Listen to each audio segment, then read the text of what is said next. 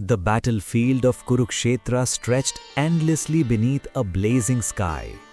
Dust floated in the air like golden mist, stirred by the restless hooves of thousands of war horses. The armies of the Pandavas and the Kauravas stood ready, their banners snapping fiercely in the wind. Conches had been blown, drums had thundered, and warriors had shouted their battle cries. And yet, at the center of that vast ocean of warriors, an unusual stillness surrounded a single chariot. Inside it stood Arjuna. His bow Gandiva rested against his shoulder, but his mind was no longer focused on battle. The words spoken by Krishna had stirred something profound inside him. His heart felt lighter than it had moments before, yet his mind burned with curiosity. Krishna stood calmly at the front of the chariot, holding the reins of the white horses. His yellow silk garments moved gently in the wind, and the peacock feather on his crown shimmered under the sunlight. His expression was peaceful, almost playful, as though he knew exactly what Arjuna was thinking. For several moments, Arjuna said nothing. He simply watched Krishna. The charioteer who had guided him since childhood, the friend who had stood beside him through victories and hardships, the wise teacher who had just spoken words that shook the foundations of his understanding. Could Krishna truly be the origin of everything? Could the calm figure standing before him truly be the source of all creation? Arjuna's chest rose slowly with a deep breath. Then he spoke. "Krishna," he said quietly. Krishna turned his head slightly, his eyes warm and attentive. "Yes, Arjuna." Arjuna hesitated for a moment, searching for the right words. The battlefield seemed to fade from his awareness. "What you have told me about devotion, about wisdom, about the divine light that removes ignorance," he said slowly. "My heart accepts it." Krishna's gentle smile widened slightly. "But my mind," Arjuna continued, lowering his gaze, "my mind wishes to understand more." Krishna's eyes gleamed with quiet amusement. "That is natural," he replied. Arjuna looked up again, determination growing in his voice. "You say you are the source of everything, the guide of those who seek truth, the light within the hearts of all beings." He paused. "If that is so, then who truly knows you?" The wind swept across the battlefield again. Thousands of warriors shifted impatiently in the distance, but inside the chariot, time itself seemed to slow. Krishna said nothing. Arjuna continued, his voice filled with reverence. "I have heard sages speak of the divine. I have heard priests recite sacred hymns. I have listened to philosophers debate the nature of reality." His eyes met Krishna's, but none of them spoke with the certainty you possess. Krishna tilted his head slightly.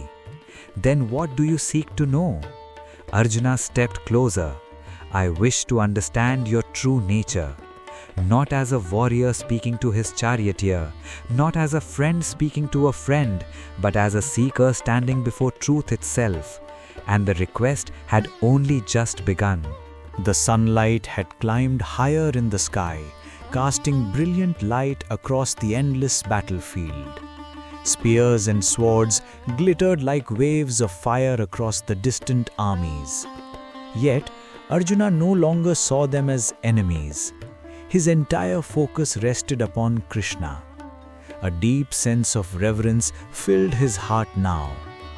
"Krishna," Arjuna said softly, "you are not what I once believed." Krishna raised an eyebrow playfully. "Oh?" Arjuna smiled faintly. "I once thought of you only as my friend." Krishna chuckled. "And now?" Arjuna's expression grew serious again. "Now I see something far greater." He bowed his head slightly. "You are the supreme reality." The words left his mouth slowly, almost carefully, as if they feared they might break the fragile silence surrounding them. Krishna watched him patiently. "You are the ultimate truth," Arjuna continued. "The eternal divine, beyond birth and death." The wind lifted the chariot's banner, causing it to ripple loudly in the air. Arjuna's voice gained strength. "You are the purest spirit, the ancient being who existed before all creation." Krishna's eyes remained calm. He neither denied nor confirmed the praise. Arjuna continued, "The great sages have spoken of you." Krishna's gaze sharpened slightly. "Sages?" he asked. "Yes." Arjuna raised his head proudly. "Great seers like Narada, Asita, Devala and Vyasa have all spoken of your divine nature." He gestured toward Krishna.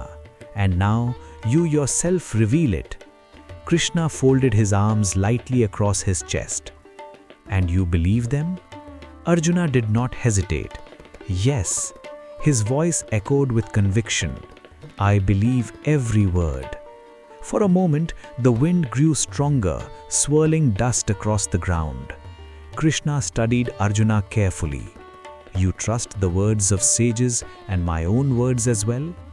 "Yes." Krishna smiled. "That is faith." Arjuna nodded. "But it is not blind faith," he said. "It is recognition." Krishna's eyes sparkled. "Recognition of what?" Arjuna's answer came with quiet certainty. "Recognition of the divine standing before me." Clouds began gathering slowly above Kurukshetra, casting moving shadows across the field of waiting warriors. The atmosphere grew heavier with each passing moment. Yet Arjuna's mind had moved far beyond thoughts of battle. His gaze remained fixed upon Krishna. "There is something else I must say," he said thoughtfully. Krishna gestured for him to continue. "You alone truly understand yourself." Krishna's smile faded slightly. "Oh?" Arjuna nodded firmly. "Yes." He took a slow breath. "No god, no sage, no celestial being can fully comprehend your nature." Krishna tilted his head slightly. "And why do you believe that?" Arjuna stepped closer, his voice steady. "Because how can the created fully understand the creator?" Krishna's eyes flickered with interest. Arjuna continued passionately. "The gods themselves were born after creation began." He spread his arms towards the sky. "They exist within the universe." His gaze returned to Krishna. "But you exist beyond it." A soft rumble of thunder echoed far in the distance. Arjuna's voice dropped to a respectful whisper. "You are the origin of the gods." Krishna remained silent. The white horses snorted quietly, shifting their weight as if sensing the rising tension in the air. Arjuna bowed his head again. "So how can anyone truly know you?" Krishna watched him for a long moment. Then he spoke softly. "And yet, you seek to know." Arjuna looked up. "Yes." Krishna's expression softened.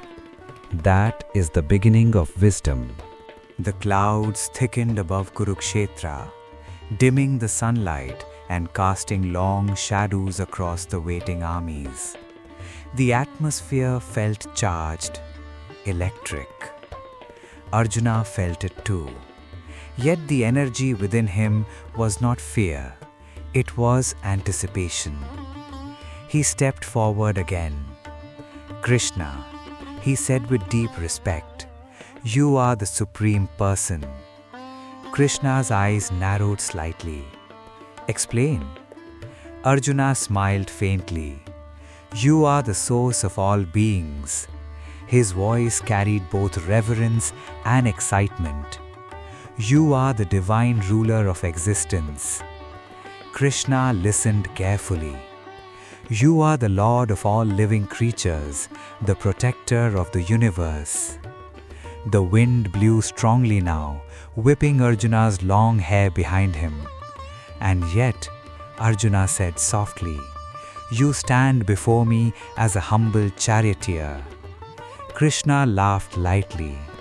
"That seems strange to you?" Arjuna nodded. "Yes." His eyes shone with admiration. The infinite guiding a simple chariot. Krishna shrugged playfully. "Even the infinite must travel sometimes." Arjuna could not help but laugh. But the laughter faded quickly as his curiosity returned. "If you truly are the supreme divine being," he said slowly, "then your manifestations must be countless."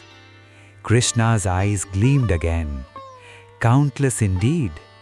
Arjuna leaned forward eagerly. "And that is what I wish to know." The battlefield roared suddenly as a distant war drum thundered across the plains. The armies were growing restless. Time was running short, but Arjuna refused to let this moment pass. "Krishna," he said urgently. Krishna turned fully toward him. "Yes?" Arjuna spoke with deep sincerity. "Tell me how I may know you." Krishna raised an eyebrow. "You already do." Arjuna shook his head. "Not enough." The wind howled across the battlefield again. "You say you exist everywhere," Arjuna continued. "In every being, in every element of creation." Krishna nodded slowly. "Yes." Arjuna stepped closer. "Then reveal to me the ways in which you manifest within this universe." Krishna studied him carefully. "You wish to see my divine presence in the world?" "Yes." Arjuna's eyes burned with curiosity. "How can I recognize you in daily life?" He gestured toward the vast battlefield. "How can a human mind remember the infinite while living in a finite world?" Krishna remained silent. Arjuna pressed further. "In what forms should I meditate upon you?" The request hung heavily in the air. Arjuna's voice softened. "Describe your divine manifestations so that I may always remember you." The wind fell strangely quiet. Even the horses seemed to wait. Krishna slowly smiled. "Now you ask the right question." The first deep blast of a conch echoed across the battlefield. War was approaching. Soldiers tightened their grips on spears and swords. Chariots creaked forward slightly as commanders shouted orders. But Arjuna's heart was no longer trembling.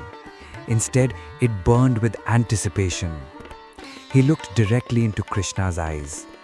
"Krishna, please." His voice carried both humility and excitement. "Describe your divine powers." Krishna leaned gently against the edge of the chariot. "You wish to hear about my manifestations?" "Yes." Arjuna nodded eagerly. "I wish to understand how the infinite appears within the world." Krishna looked toward the sky. The clouds parted slightly, allowing a ray of sunlight to strike the chariot. "You ask a vast question," he said. Arjuna smiled. "I expected nothing less." Krishna laughed. "That is wise." The wind began to move again, lifting dust across the battlefield. Krishna turned back to Arjuna. "My divine manifestations are endless." Arjuna's eyes widened. "Endless?" "Yes." Krishna's voice grew deeper. "But for your understanding, I will describe some of the most glorious among them." Arjuna felt his heart race. This was the moment he had been waiting for. Krishna placed his hand firmly upon the chariot's railing. "Listen carefully, Arjuna." The armies around them seemed to fade from existence. Everything magnificent, everything powerful, everything beautiful in this universe. Krishna's eyes glowed with quiet brilliance. "Is a reflection of my divine glory." Arjuna felt a thrill surge through his entire being. He was standing on the edge of revelation. The war would begin soon, but something far greater was about to unfold. Krishna drew a slow breath. Now I shall begin to describe my divine manifestations. And as the wind swept across the battlefield of Kurukshetra, Arjuna leaned forward eagerly, ready to hear the mysteries of the universe.